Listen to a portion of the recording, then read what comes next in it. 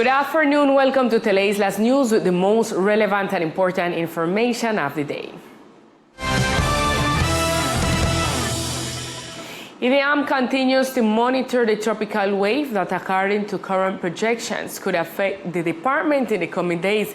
It is forecast that as the days go by, it could reach some degree of development.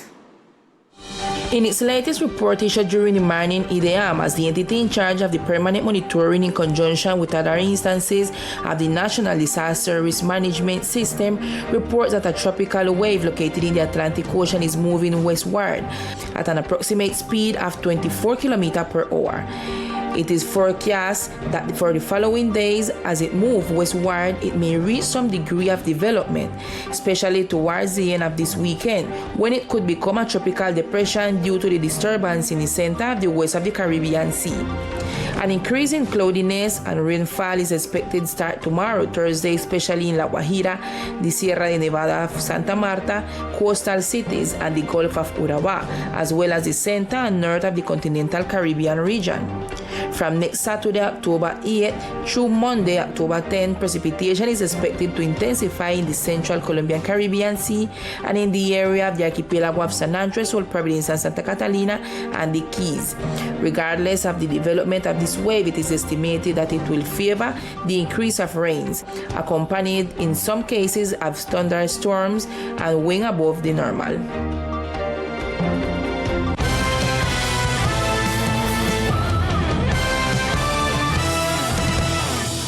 And to all drivers who have requested the approval of the departmental license to the national one, the Secretariat of Mobility invites them to come to the office to request a duplicate license.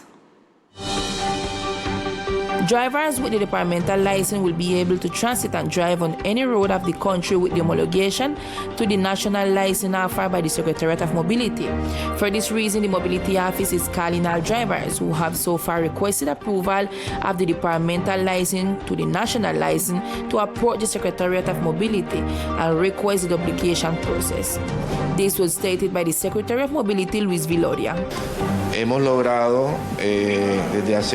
We have achieved that precisely the Ministry of Transportation allows the homologation of these departmental traffic licenses and departmental driver's license to become a national license. Through this license, you can drive on any national road. That is, not only on the Department of San Andres, but throughout the country. Remember that the departmental license only allowed us to drive in the department. So we are doing this process and welcome our request from citizens who want to do the process. The information is also directed to people with expired license status who should approach the Mobility Office and request the endorsement process. Finally, drivers are invited to verify the list, and for more information, go to the Secretariat of Mobility located in the second block of the Coral Palace building in the former Office of Control Circulation and Residence, Ocre. In other news, at the Coral Palace, the election of the new Health Oversight Committee of the island was conducted. At the facilities of the departmental government, the Secretariat of Health conducted the call for the formation of the health overseers, who will have the objective of performing social control of the supply of medicines, appointment, allocation, and referrals.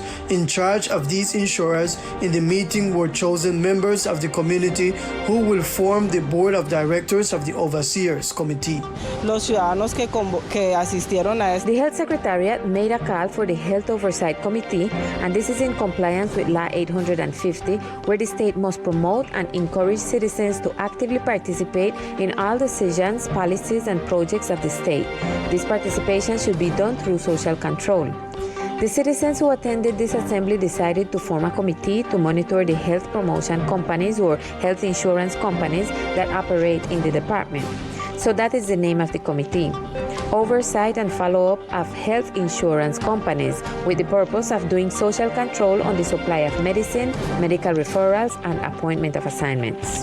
The Secretariat of Health will provide support to the Oversight Committee and also invites our citizens to exercise their right and duty to monitor on the provision of medical services on the island, linking to the initiative. Music and literature take over the archipelago of San Andres, Old Providence, and Santa Catalina. From October 11 to the 15th, the Insular Book Fair will take place, where the cultural will showcase. The central image of the event is a landscape photograph by poet Maria Matilde Rodriguez. From October 11 to the 15th of the present year, in alliance with the Green Moon Festival, the Insular Book Fair will take place with 5 uninterrupted days of art and culture. This event is led by the San Andres Islands Book Fair Philsai 2022. Philsai this year allied with the best of accomplices, the Green Moon Festival, and has as its central thematic line music and literature, which is envisioned as an unforgettable experience where musicians and writers join knowledge to combat indifference and cultural disconnection. For the first time, literature and music embark on the same boat to take the corners of San Andres, Old Providence, and Santa Catalina. The central image of the event is a landscape photography by poet Maria Matilde Rodriguez, who is also a director. Philsai is aligned with the Green Moon Festival, where all activities will be complemented with lots of music and interesting concerts. We will have discussions with national and international guests. This fair, which aims to become a wave of music and literature, will feature the voices of renowned writers, oral storytellers, playwrights, and musicians, who will be the protagonists. The exhibition of the publishers who accepted the challenge of participating in this journey and the workshops aimed at the educational community of the islands will be held from 9 a.m. to 6 p.m. at the headquarters of the Cultural Center of the Banco de la República. And in an effort to awaken the entrepreneurial spirit of children and adolescents in educational institutions, the Luis Amigos School developed entrepreneurship fairs. Today, the fair was held with the high school student and was a complete success. The imagination and innovation of the high school students of the Luis Amigo institution shown during the day. The entrepreneurs who occupied the aisles of the facility with their products were admired by their teachers, especially the entrepreneurship teacher leader of this activity. El objetivo es que los niños se apropien de su empresa. The objective is that children take ownership of their businesses and that they're creating companies so that in the future they see the need to engage in business. On Friday, September 30th, we organized the kids' fair. All the elementary school children organized their products, and the children did very well.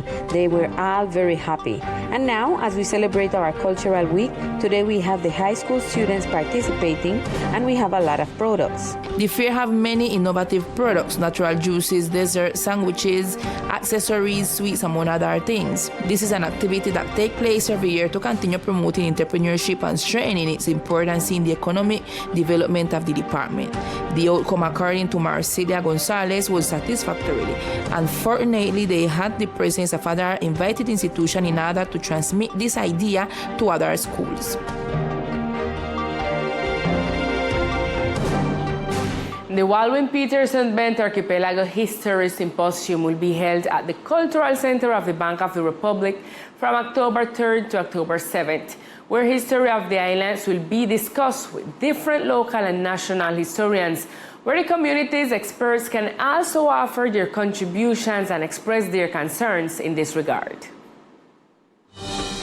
The 11th version of the Waldwin Peterson Bent Historical Symposium, organized by the National University and the Cultural Center of the Bank of the Republic, opens a space where the community may bring documents, arguments, hypotheses, and doubts in general that may be socialized with experts on the history and annexation of the archipelago to the Colombian territory. We are inviting everybody to come out and listen to the history, learn about our history, and revisit our history with a critic point of view, you know, for revise and go over everything what the book then said. We want to talk about how accurate the history is that they write about our islands. And the center topic for this year will be the annexion of San Andres, Providence, and Santa Catalina to the nation of Colombia. So, please come out, participate, and bring on one opinion, bring on question them. And if you don't have information, well, here is the place to share it and for all of us to learn about who we are. The History Symposium has been taking place since October the 3rd and will continue today, October 5th, and again on October 7th for the culmination of the event. This activity is taking place in the auditorium of the Cultural Center of the Bank of the Republic with free admission from 4 to 6 in the afternoon. And now let's get to know other facts that are making news in our brief news section.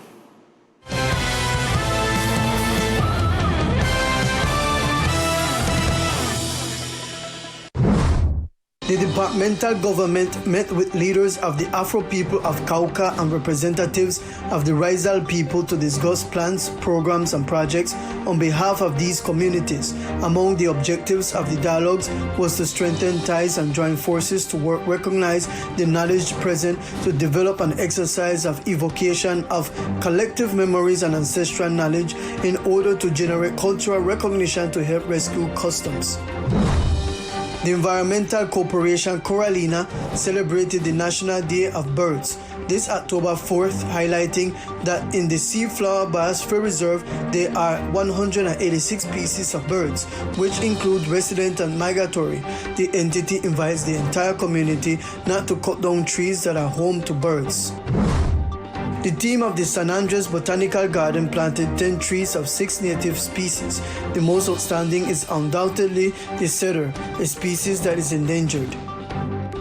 With this information, we reach to the end of this broadcast, but we see you tonight at 8 p.m. with more of Teleislas News. Good afternoon.